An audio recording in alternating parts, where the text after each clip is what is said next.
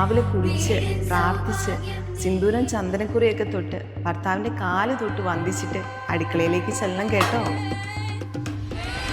അയ്യോ മോളെ, അത് വർക്കാവത്തില്ല, അടുപ്പത്തോട്ട് വെച്ചു. മോളെ, അവിടുന്ന് ആ തേങ്ങ ഇങ്ങെടുത്തേ. ഉള്ളിലല്ല മോളെ, അതിന്റെ മുകളിലാ, അത് വർക്കാവത്തില്ല.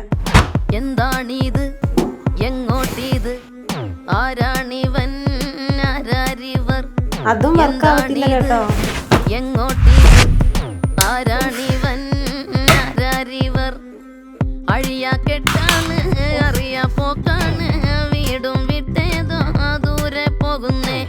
അഴിയാ കെട്ടാണ്, അറിയാ പോക്കാണ്. അടിപൊളി. കല്യാണം കഴിഞ്ഞ പിന്നെ സുഖല്ലേ, പിന്നെ എന്റെ കാര്യം അവളല്ലേ നോക്കുന്നത്. വീടും വിട്ടേതോ ദൂരെ പോകുന്നേ.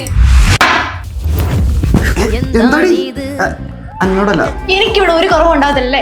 കോട്ടയത്ത് നിന്ന് കല്യാണം കഴിച്ച് കൊല്ലത്തോട്ട് കൊണ്ടുവന്നത് നിങ്ങൾ എന്നാ പറഞ്ഞു? ഇവിടെ TV ഉണ്ട്, വാഷിംഗ് മെഷീൻ ഉണ്ട്, AC ഉണ്ട്. എവിടെ പറഞ്ഞു? ഇതൊക്കെ ഉണ്ടെന്നല്ലേ പറഞ്ഞു, വർക്ക് ചെയ്യുന്നു പറഞ്ഞില്ലല്ലോ.